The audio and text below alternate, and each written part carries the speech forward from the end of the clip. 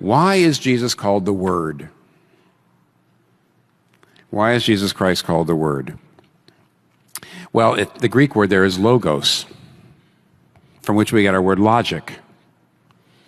And it actually says, in the beginning was the Logos, and the Logos was with God, and the Logos was God, that Jesus Christ is the Logos. Well, you say, that's weird. What does that mean? The word logos, from which we get our word logic or reason, was a philosophical term at the time. The Greek philosophers talked about the logos of things. To know the logos of thing is to know the reason it exists. And unless you align yourself with the reason for its existence, you're going to have a problem. So, for example, if I take my watch off and try to hammer a nail with it, it's going to break. You know why? The reason for the watch, the reason the maker of the watch made the watch, was to tell me time, not to hammer nails. So if I don't align myself with the logos of the watch, I'll destroy it. If you have a space heater in your room and you try to cook on it, you might burn your apartment down. Why? Because the reason for the space heater, the reason the maker made the space heater was not to help you cook, but just to heat your space. And if you don't align yourself with the logos of the heater, you're going to have a problem.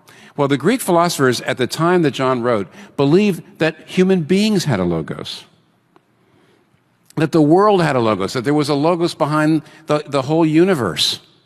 And they believed that if you could discern that logos, what they thought, using philosophical reasoning, if you could, through philosophical contemplation, if you could discern what that was and you could align with it, then your life would go well. And there was all these different parties, and each philosopher was, arguing, this is the logos. They were all looking for some principle, some proposition, some principle that you could live in accordance with. And somebody said, it's this principle, it's that principle.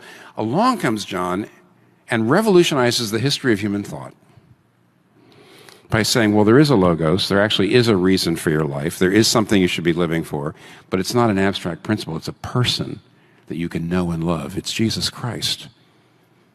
Because the creator of the world, who made you for himself, notice it says he came to his own.